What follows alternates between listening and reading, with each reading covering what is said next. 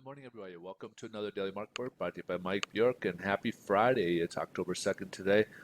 Sorry for being MIA the last few days. I had some personal stuff I had to take care of, and I will be doing these a little bit later in the days for the next few days. So my apologies for not being able to get these out to you sooner.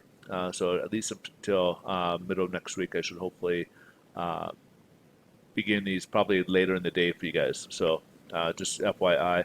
I did this screenshot of what I kind of look at in terms of the economic calendar, so that way it might be just easier to kind of view, even though there's a lot more data out there.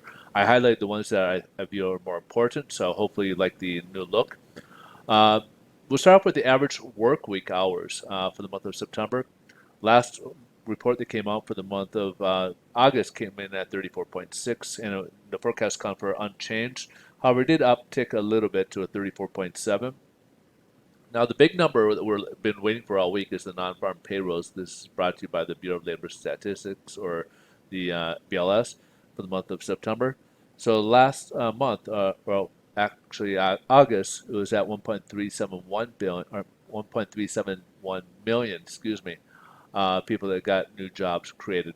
And then forecast was supposed to be a little bit lower, down to 850,000, and it came in much lower at 661,000. So obviously very disappointing in that, especially when it came in more than half of, less than half of what the previous months was.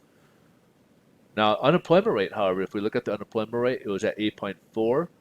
Forecast kind for a drop to 8.2, and they had a much more significant drop by 0.5% down to 7.9. So this here was good, but when you look into the dive deeper into the numbers, it's actually participation levels have dropped.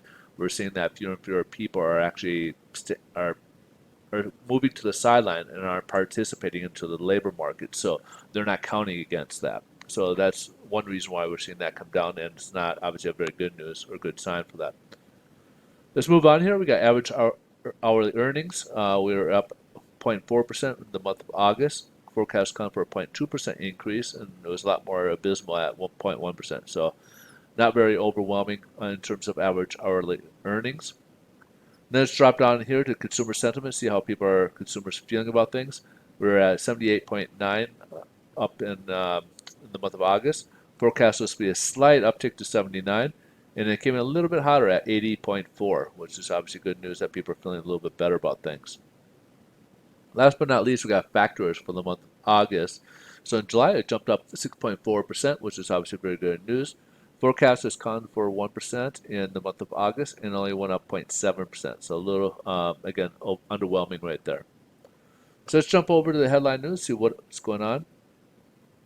Stocks are down today. Obviously, the disappointing jobs numbers that came in was obviously a part of it, but the big thing that's really bringing everything down is the this right here. President Trump and the First Lady were diagnosed with COVID. So as they go into quarantine, markets are kind of reassessing things, because obviously that's going to put President Trump at a little bit of a disadvantage in terms of his the election campaign. So they're kind of thinking, okay, they're going to reassess things to see how much more likelihood is Biden perhaps going to win. Trump is viewed more business friendly versus Biden, who is looking to raise taxes and basically decrease increase regulations on businesses, so that make things more difficult. So that's kind of the big thing. Also, on the underlying part is lack of progress on the stimulus talks between Treasury's Mnuchin and Pelosi and the rest of Congress. So let's see how this is playing out in the mortgage-backed securities and what mortgage rates are doing today. Mortgage securities were up higher, so we even tested a little bit higher. But when the news of the president came out, it dropped dramatically. So a lot of money is coming out of the markets. So some lenders on the East Coast, if they're priced up here, they may have repriced for the worst so far today. However, here on the West Coast, we've kind of got the news a little later. So most likely we have not priced more. We probably priced our mortgage rates at more unchanged levels. So we're down about 9 basis points so far right now. But we're still above the 25-day and the 50-day moving average here. So let's check out yields. Yields, again, you see some big swings here.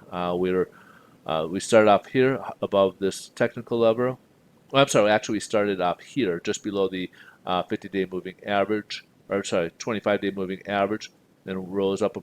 Right now, we're up above this technical level on that news and reaching right about just above, basically at 0.70%.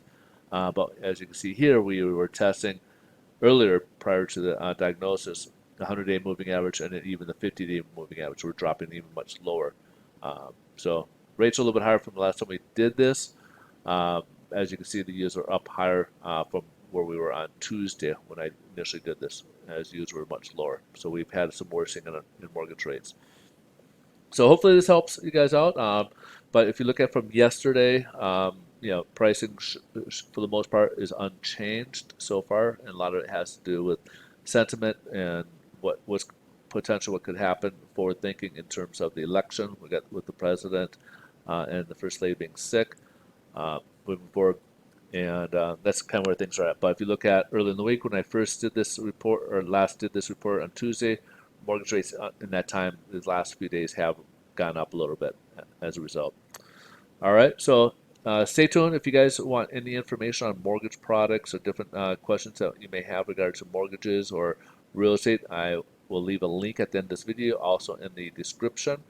I am a loan officer and work with a national lender, so if you guys need any assistance whatsoever or want to reach out, we can help you with your purchases as well as your refinances. So please feel free to reach out anytime.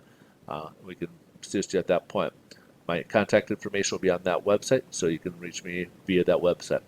You guys have a great rest of your day. Thanks so much for watching. Enjoy your weekend, and we'll look forward to see you guys on Monday. Bye-bye.